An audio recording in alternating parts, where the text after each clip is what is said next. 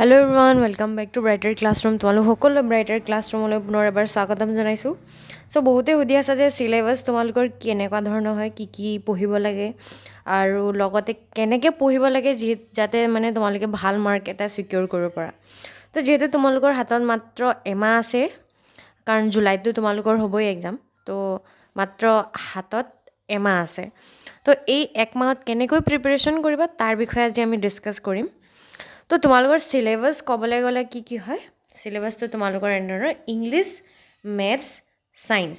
ইংলিছৰ পৰা তোমালোকৰ 50 মাৰ্কছ আহিব, মেথছৰ পৰা 25 আৰু ছায়েন্সৰ পৰা তোমালোকৰ 25 মাৰ্ক আহিব। তো বুজি পালা?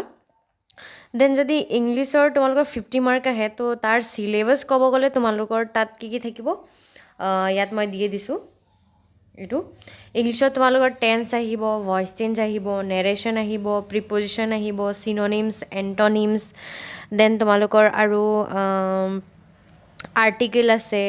এনেকুৱা ধৰণৰ ক্লাছ 10ৰ লেভেলৰ যিখিনি কুৱেশ্যন, মানে যিখিনি গ্ৰামাৰ তোমালোকৰ ক্লাছ 10ৰ লেভেলত, মানে মেট্ৰিকৰ এক্সামত তোমালোকে যিখিনি গ্ৰামাৰ পঢ়িছিলা সেইখিনি পঢ়িলে হৈ যাব, ঠিক আছে।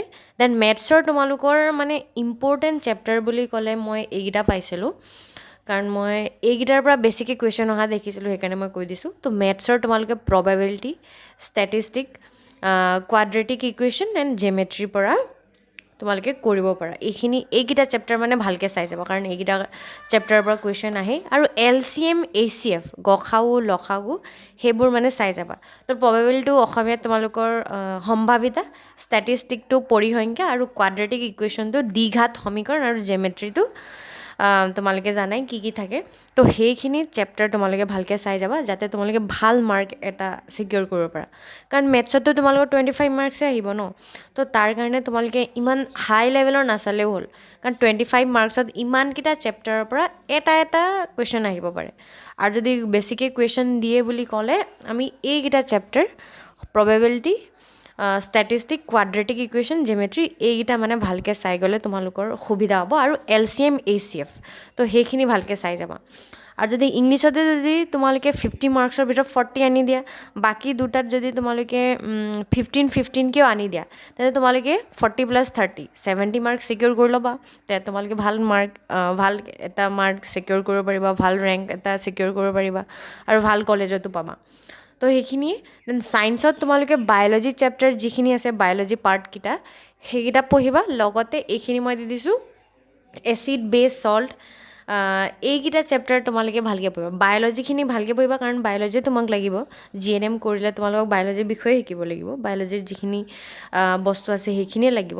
তো সেইকাৰণে বায়'লজি চেপ্টাৰ্ছ যিখিনি আছে ক্লাছ 10ৰ, সেইকেইটা ভালকৈ পঢ়ি যাবা, যাতে তাৰ পৰা যিমানখিনি কুৱেশ্যন আহে তোমালোকে গোটেইখিনি পাৰা, ঠিক আছে। তো সেইখিনি তোমালোকে ভালকৈ চাই যাবা।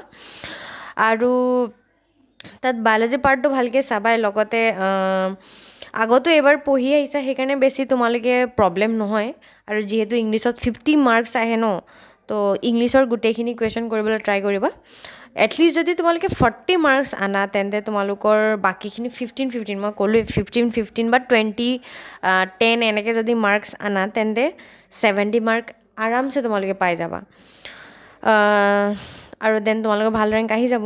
তো এইখিনিয়ে আছিলে। তো এইকেইটা চেপ্টাৰ তোমালোকে ভালকৈ পঢ়ি যাবা, ঠিক আছে। মই এইকেইটা কৈ দিছোঁ। ছায়েন্সৰটো ক'লোৱে, বায়'লজি চেপ্টাৰ্ছখিনি, আৰু মেথছৰ এইকেইটা। আৰু ইংলিছৰ তোমালোকে ক্লাছ 10ত, মানে মেট্ৰিক দিয়া টাইমত যিখিনি পঢ়িছিলা, ক্লাছ 9-10ৰ যিখিনি আছিলে গোটেইখিনি ভালকৈ পঢ়ি যাবা। চিননিমছ, এণ্টনিমছখিনি ভালকৈ চাবা, কাৰণ সেইখিনি তোমালোকৰ মানে কমন নপৰিবও পাৰে, কেতিয়াবা বেলেগ দি দিব পাৰে। তো সেইখিনি যিমান পাৰা চিননিমছ, এণ্টনিমছখিনি মানে চাই যাবা, মুখস্থ মাৰি ল'বা, যিয়ে যেনেকৈ পাৰা সেইকাৰণে মনত থৈ যাবা, ঠিক আছে। তো ইয়াত মই কৈয়ে দিছোঁ, নেৰেশ্যন, প্ৰিপজিশ্যন, চিননিম।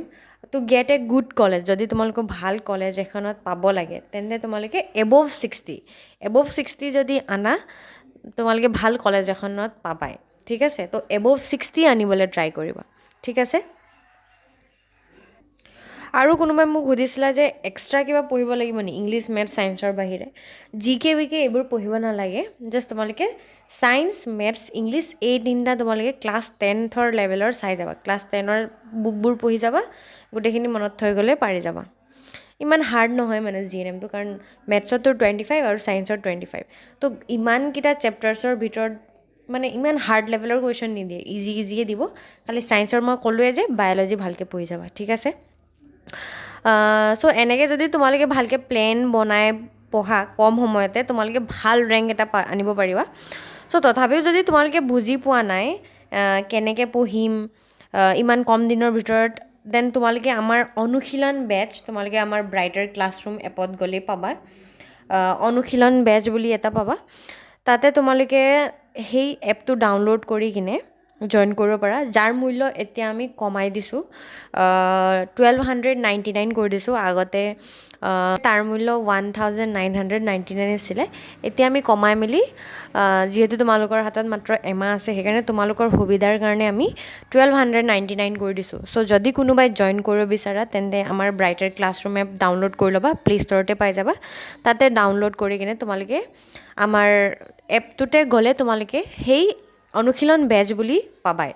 চ' যদি তোমালোকে কিবা প্ৰব্লেম পোৱা, আমাৰ কণ্টেক্ট নম্বৰ এটা ডেছক্ৰিপশ্যনত দিয়া হ'ব, তাতে তোমালোকে কণ্টেক্ট কৰিব পাৰা।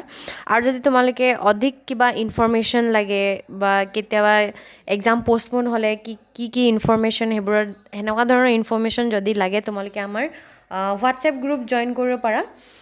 সেইটোৰ আমি ডেছক্ৰিপশ্যনতো লিংক দি দিম।